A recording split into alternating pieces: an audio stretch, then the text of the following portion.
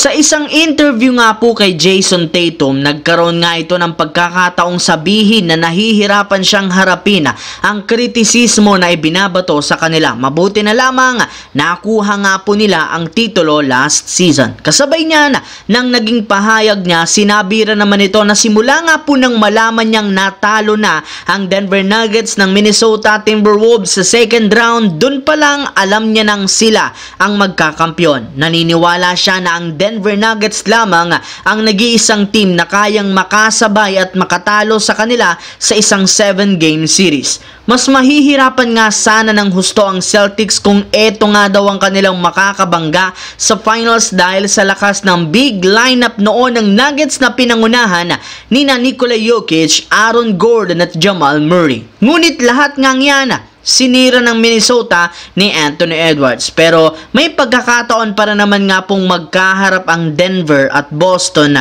sa NBA Finals next year kung sakaling makausad si Nikola Jokic sa mas competitive na Western Conference. Samantala, sa pagpapatuloy nga po ng ginagawang workout at practice ng Los Angeles Lakers bago ang opisyal na magsimula ang training camp, sinabi na nga po ni Coach JJ Redick na gagamit sila ng bagong starting lineup. Yes, mga idol, may ilang pagbabago siyang gagawin sa starting lineup at sa kanilang rotation para sa ikabubuti ng team. At isa dyan ay ang pagtanggal nga daw kay Rui Hachimura sa starting lineup at ang paglagay nito sa bench. Maglalaro lamang nga ito ng off the bench next season dahil naniniwala si Coach Redick na mas makakapag-ambag ito ng husto kapag pinangunahan niya ang second unit. And since out na si Hachimura, nakapag-desisyon nga na ipalit siya dito ang pinakabagong player na si Christian Coloco bilang starting center habang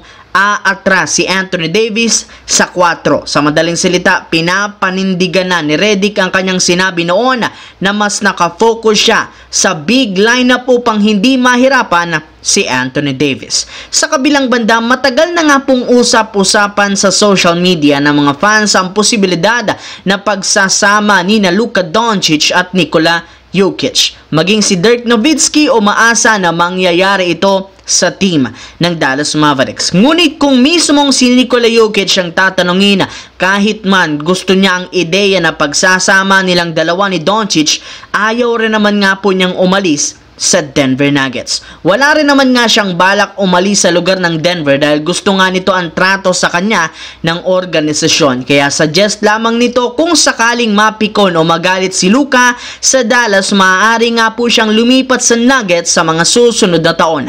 Ibinulgar nga ng isang analyst na imposible nga talagang mangyari sa kabila ng dalawang malalaro na inaasahan nga itong pinakamalaking kontrata sa history sa mga susunod na taon na posibleng umabot sa $80 million per year. Meaning, walang teams ang may kakayahang pagsamahin ang dalawa sa iisang kupunan, pwede na lamang kung meron isa sa kanilang magpapaubaya at kukuha ng mababang kontrata. So yun lamang mga idol ang ating bagong video na ating pinag-usapan ngayon dito. Once again, this is your J-Zone TV. Huwag kalimutang mag-like, mag-subscribe, pindutin ang notification bell sa aking channel para lagi kayo maging updated sa mga videos na pinapalabas ko.